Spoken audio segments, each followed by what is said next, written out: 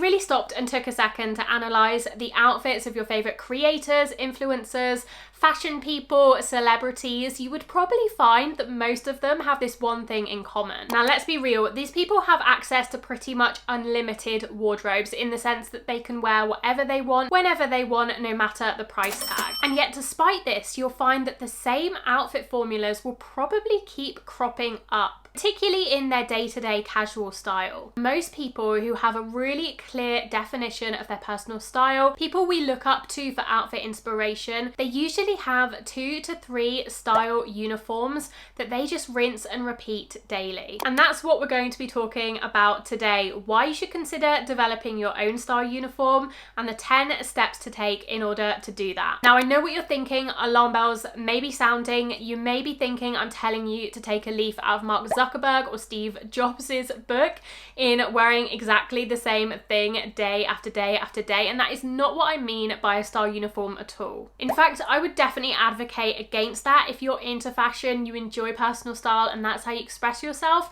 you really don't want to be wearing the same bland t-shirt or turtleneck day after day after day. Instead, what you want to do is find just a couple of outfit formulas that make you feel your best. The ones that suit your body type, your personality, the ones that make you feel most confident, the ones that people are always coming up to you and complimenting you on. Building a wardrobe that allows you to put together lots of different slight variations on those outfit formulas. Not only will this help you to define really clearly what your personal style is and the clothes that you feel best in, it will also stop you from spending money on clothes that ultimately don't work for your lifestyle, don't suit you, and never get worn. And it will also hopefully cut down the time you spend staring into your wardrobe, not knowing what to wear each day. So if you are a beginner to this, the first step I would take is to document your outfits. And this is a step that I feel so many people skip when doing this. I feel like they go straight on to step 2, which we'll talk about in a second.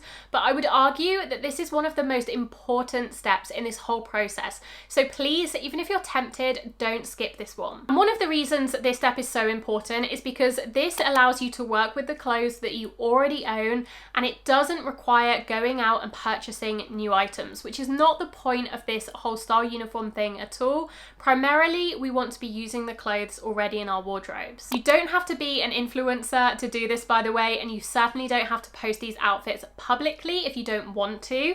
You can just snap a picture in the mirror each morning before you head to work to document your outfit of the day. This could be for a week, but I would ideally do it for a full 2 weeks. This just allows you to get through most of the clothes that you wear on a regular basis. I feel like a 2-week period, most people are wearing at least all of the items that they actually reach for. Definitely not all of their wardrobes. I'm sure there'll be at least 50% that hasn't been touched, but in reality, most of the items that you wear on a regular basis, you'll probably reach for within a 2-week time period.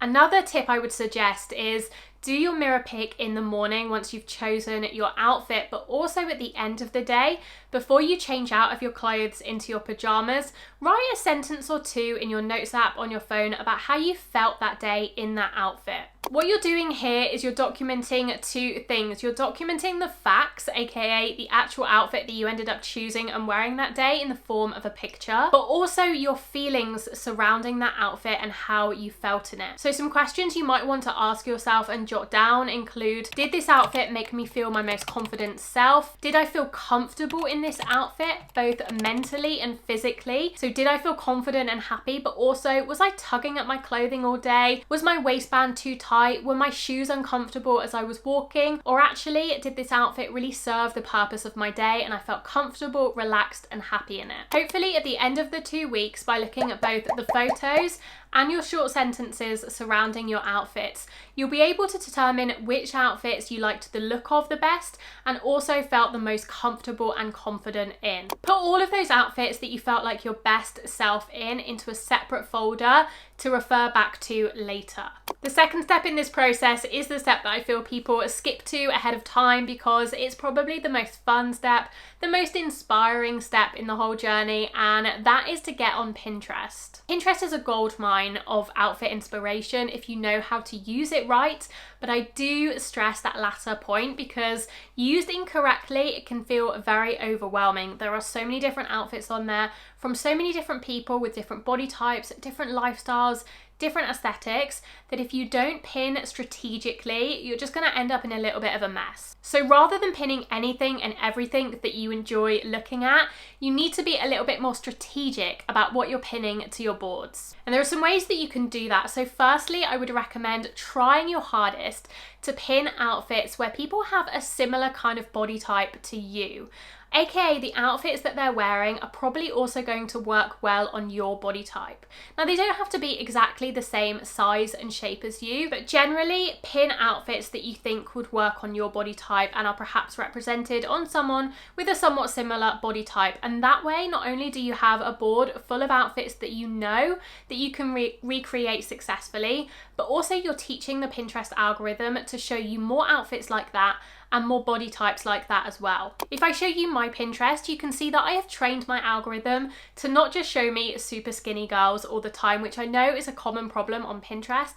Actually, I get lots of outfits of girls with similar bodies to me, girls who are pear-shaped, who are a little bit curvier, and it really helps me to A, feel more confident in my style, but also to find outfits that I can recreate on my body type and I know are gonna work on me as well. The same strategy can be applied for your lifestyle as well, so try and pin outfits that would work for your current lifestyle.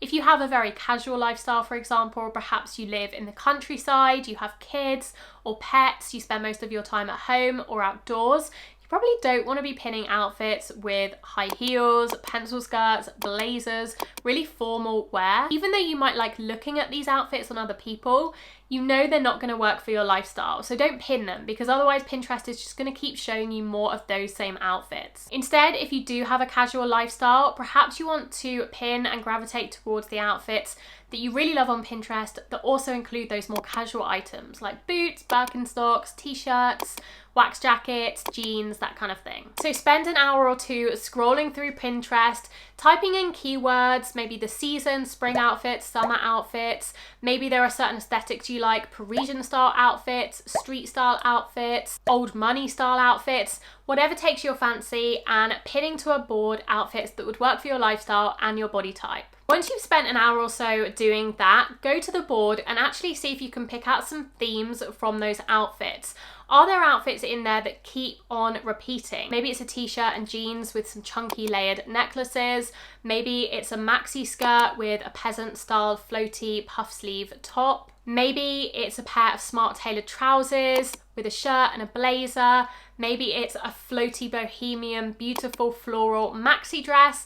Whatever it is, do you see some repeated patterns within your board? And if so, write down what those outfit formulas are. So now you have your folder of the favorite outfits you wore for the 2 weeks you were documenting your style, and your Pinterest board and your favorite outfits from those and the outfits you find yourself repeatedly pinning. And where is the crossover between those two piles of photos? So are there some outfits that you're already wearing that actually you realize are the same outfit formulas, style uniforms, as the outfits that you keep pinning on Pinterest? And what are those style uniforms? Now, if you are struggling with your personal style, you may find that the outfits you documented during those 2 weeks don't really line up with your more aspirational Pinterest board. But I would encourage you to do some digging into those outfits, and you can probably find more crossover than you think. For example, if you were rushing for those 2 weeks and half the time you ended up chucking on leggings and an oversized hoodie, or jeans and an ill-fitting t-shirt,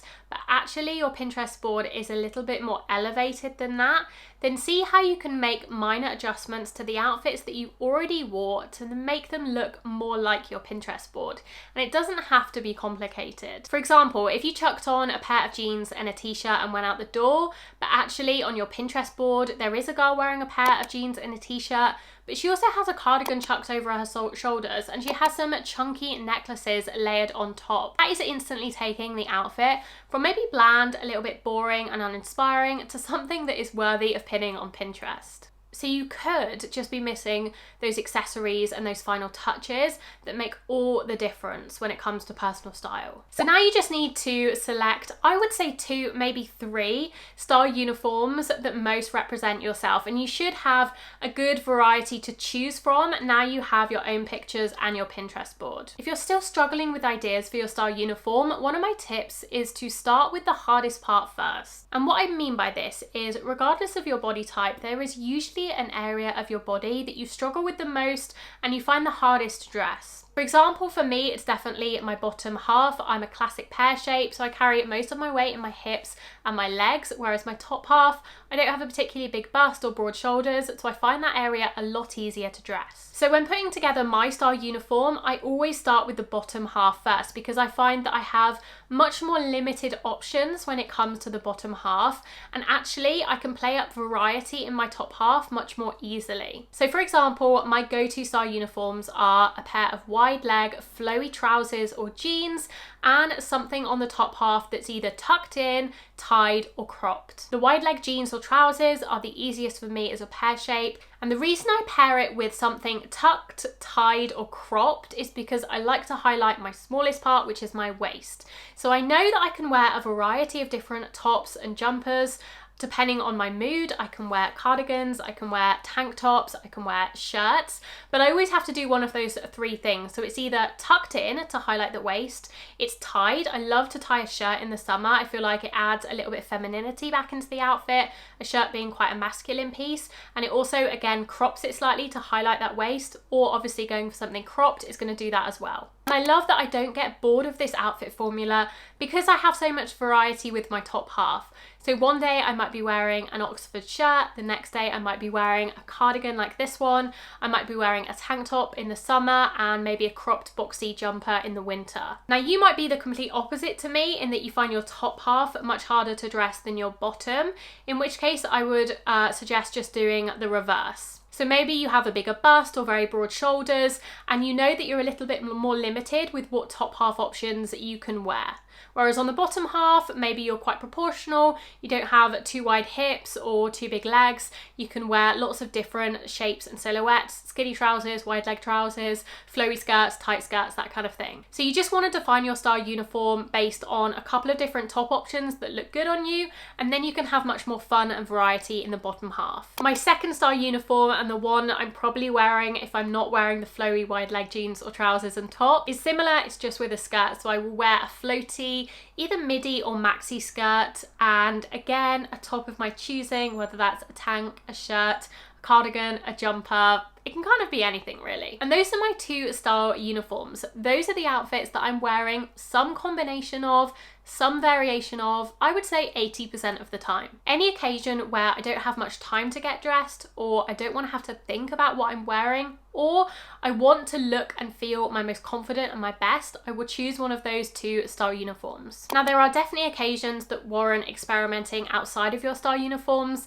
and you'll see your favorite celebrities and influencers who do have style uniforms do this as well. Most typically it's at big events, occasions like weddings, where if they usually wear neutrals, they might wear a pop of colour, or if they usually wear something quite floaty, they might go for a tighter silhouette.